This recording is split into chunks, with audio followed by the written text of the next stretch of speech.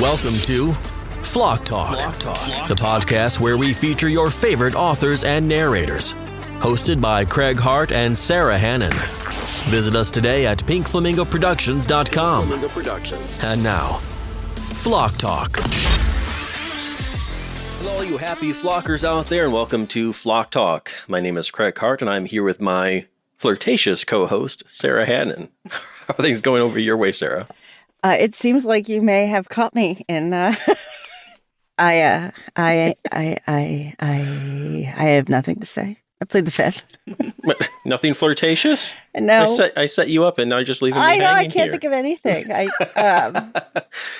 All right, fine. How do you like your coffee? Like my men, hot and first thing in the morning. There you go. Okay, that works. Okay.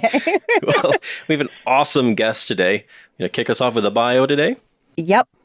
Just give me a second. You're so prepared. All right. I'm serious now. I can do this. A.J. Merlin is an author, crazy bird lady, and rampant horror movie enthusiast. Her novels are overwhelmingly poly-romance and reverse harem with protagonists who have a love of reality TV. Born and raised in the Midwest United States, AJ is lucky to be the keeper of a menagerie of weird animals to keep her somewhat sane. AJ, thank you for being here. Thank you for having me. How many birds does it take? This is not a joke setup. It's just a real question. How many birds does it take before you go as a person who owns birds to a crazy bird lady? I feel like back when I had birds in the single digit numbers, that was probably like bird pet owner.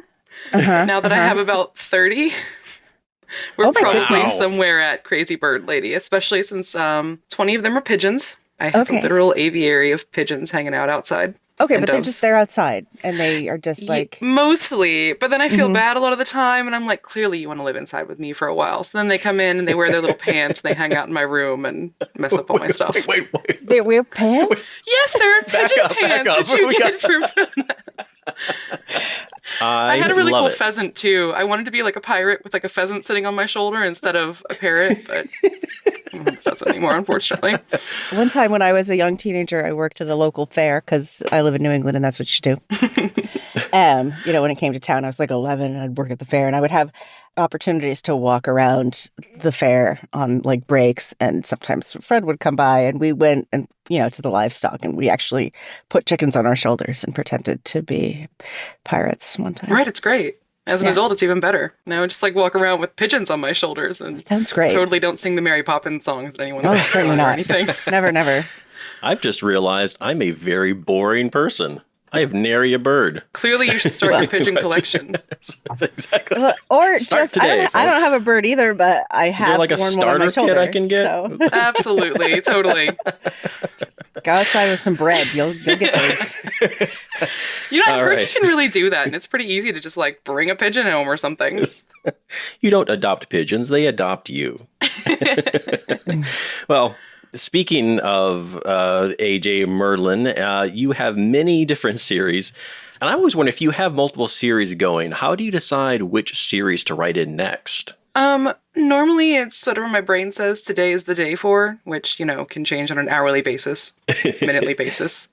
But yeah, it's really just that. It's like what I'm most excited for at the time, what I really have the drive for. Or a lot of times it's also influenced by what I'm watching. If I'm watching something kind of the witchy variety, I'm probably going to work on something witchy for the next 7 days. So what's your timeline like then? Like, do you bounce from book to book or? I like to say that I can work on multiple books at once, but that would be a lie.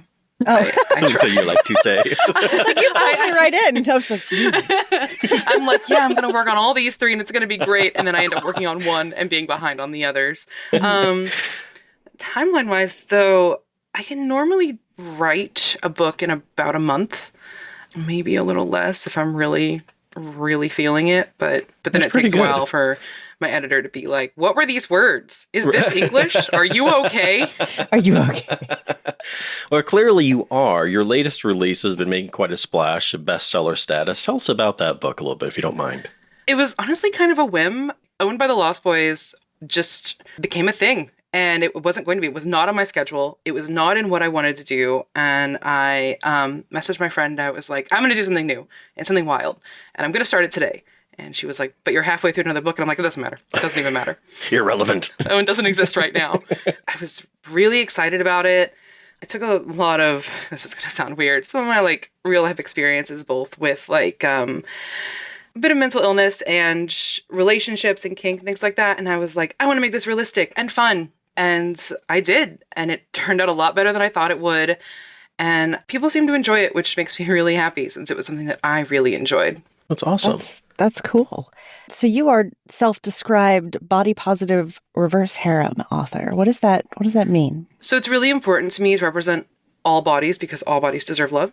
And so in my books, I do normally write curvier protagonists. I'm starting to work more on also like really representing neurodivergency in a positive way and just having all different kinds of characters and not like prescribing to one type of character in my books. Yeah, I think that's great to have, somebody like yourself who is, can speak to these things because, people who deal with certain issues or may not fit into certain mold, they also read books. Exactly. It's like, yeah, I want to see myself in a book too, they say. Yeah, exactly. Yeah. Like I narrate a lot of books that are, like he towers over my petite frame, like, he could flick me across the room. Yeah. And I think as a curvy woman myself, I appreciate reading about curvy. That was something women. I really found missing when I started reading. I was like, I love reading everything, especially horror. It's a thing. But I really just wanted to see or read about more people like me in both a physical way and, every other way. And I was like, why don't I write that? Why can't I write that? And I started doing it. And I was really afraid. I was like, no one's going to want to read this. No one's going to enjoy this. But they've done really well. And I'm really grateful for the people that do read them and that do come to me and say, I loved reading about this character. And, and I try not to give my characters the same like stereotype or view on themselves. I do have some characters that are a little more body conscious or a little like less self-assured, whereas I do have some that are like, I'm amazing. And you should also think that I'm amazing. And I really want to do that wide variety because we're all so different and there's, no one way to think about yourself. Yeah. Well, congratulations. And we're so happy to have you. Keep doing what you're doing. Thank you. Speaking of the writing process, what do you find easiest about that? And maybe something that you find the hardest about that whole process? I love to outline. I will spend a long time outlining and planning and doing all of this. And I love like micromanaging my own books. The hardest part for me is, it sounds weird, probably the 60% mark. When I get about 60% into a book, I'm like, oh God, we're still going. This is still happening. I still have to write some. It's a me thing that I get really excited because I'm also normally at that point thinking about my next thing and I'm really spontaneous and I'm very like, I want to move to the next project. So I'm really excited for something and want to be done with it. And I still have to be like, no, we have to finish this. We have to actually do this. What would you tell an author who is just starting out? Like what you wish you knew? I wish I would have spent the time in the beginning to set up a foundation for myself. I wish I would have tried to really connect with readers before I'd ever published anything and connect with other authors and find that community and become a part of it. I think it's something that really hurt me that I didn't do, and it's something I'm really working on now. And I think that's such an important aspect that people forget about. Like, it's not just about writing the book and publishing the book. It's about the connections. It's about the community. And again, it's about getting people interested in your book and connecting with the readers that would enjoy you the most. Now, if you could, speaking of, getting out there and meeting readers and building that community, if you could recommend only one book to a reader to introduce them to you and your writing style, which one would that be? Oh gosh. Playing with Knives. Can you tell us a little bit about that book? It was a contemporary standalone that I released near the end of last year. Of course, it's, RH. And it's where I think I really started to try to push myself into going outside my comfort zone and writing more and just really taking my characters to a new level. I think it's a really enjoyable book for me. And I just really enjoyed it. And I think it really represents what I'm trying to write and what I'm trying to get across without being like so extreme as Lost Boys. Could you describe what RH or reverse harem is for our listeners? Reverse harem is where it's one woman and multiple guys that she never has to choose between. Though I will say most of my books are more of a poly aspect. So there are relationships within that because that's always been more important to me to have like a more realistic poly dynamic. So that is how most of my books go. How many men does it take to become a reverse harem? I'm not asking for advice. Just Asking FYI. for a friend, she says. Three. I would say three because two would be a menage. I like to say that weird. So I would say three, but I mean, really, why limit yourself? The sky is the limit. Okay. All right. Yeah. So one woman with two men is a menage. And then beyond that is like reverse harem territory. Yes. And then, you get to a point where, like you run out of names. I think at some point you have a legion. Would that just be like your squad and your legion, your army? Yes. Fall in line. Sarah, you have a lot of questions about this topic. Just noticing. No reason. I have a pseudonym, as you know, Craig, and she happens to narrate a lot of menage, and it just made me wonder, like, is there another word after menage, but before reverse harem, or is it, just learning here. You realize I'm just trying to make you uncomfortable, right? Yes, I do. What is something about you that people might find surprising? Other than the bird thing? That is surprising. But sure. Other than the lovely. bird thing. Oh gosh, something surprising about me. I'm really not that surprising. I guess a weird thing is that for the most part, like I always write at least a little bit about horror movies into my books. And I'm always like, yeah, guys, I love horror movies in real life so much. I actually couldn't watch anything scary until 21. I would cry. I would just go sit in a corner and cry because I was afraid of everything. Other than that, I don't know if it's interesting, but I have a service dog and he goes to book signings with me and he loves them. That's awesome. Love dogs. What is one book you wish that you had written? Out of all the books that currently exist. Ren Chipeko's The Girl from the Well. That might be the correct title. Girl from the Well? Girl in the Well? That sounds bad. It's my favorite book and I always mess it up. All right. Well, that wraps up our main questions, but we do have a bonus section that we like to call Hot Six. Are you ready for this? I'm so ready. Buckle up, listeners. It's time for Hot Six. Question number 1. What is the most overrated book you've ever read? Lamb. Question 2. What famous literary work have you never read, but feel like you should have? A Court of Thorns and Roses. Man, you're good at this. Yes, she is. Just ripping I'm so these bad at answers this. off I feel like I'm doing No, terribly. No, you're doing great.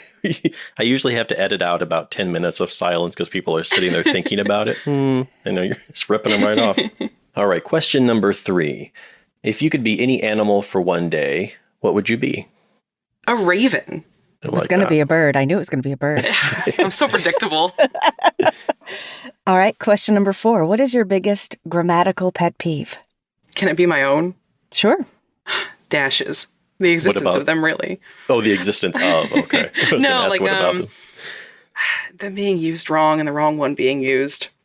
N versus M dash. Yeah. Double dash. Mostly calling myself out here, honestly. Yeah, okay. That's fair. That's fair. Question number 5. Looking back over your entire lifetime, what is your most embarrassing favorite song? Embarrassing favorite song? Fuego by the Cheetah Girls. I can remember the words. It was a Cheetah Girls song. It was like about dancing in the street with Fuego. Question 6. What is one thing you wish you could uninvent? Uninvent? Yes, like it doesn't exist anymore. Yeah. Now you are going to get the 10 minutes of silence. I've never thought about this. She's like, this podcast. You, Craig Hart, you. You can't uninvent Craig's. Trying to look around my room. Is there anything I hate in here? Notebooks that have the weird graphs instead of lines. Who uses those? Oh, yes. You know what I'm talking about? It's weird. Do they have a purpose? Why? I would buy them on accident as a kid. I was like, this is so pretty. And then open it and I was like, wow, this was a mistake. This is useless to me. Now I can only write in tiny box-like letters. Oh, he sucks. Math. They're used for math. Math? What even is math? I mean, I was never good at math, so maybe that explains it. Right. It's this deep hatred. It's that's for math. Yeah, engineering and graphing and, Who knew? Very cool. Well, thank you, AJ. This has been great. You have been delightful. Thank you so much for being on the podcast today. Thank you so much for having me. This was really fun. We're going to become best friends now, right? Oh, absolutely. Why are we already best friends? Okay, guys. It's a requirement. We probably forgot to mention that. If you come on the podcast, you're automatically best friends with us. So There's a reason I don't mention it in the email. You've been listening to Flock Talk, the podcast where we feature your favorite authors and narrators. Hosted by Craig Hart and Sarah Hannon. This podcast is produced by Pink Flamingo Productions. Editing by Craig Hart. Visit us today at pinkflamingoproductions.com.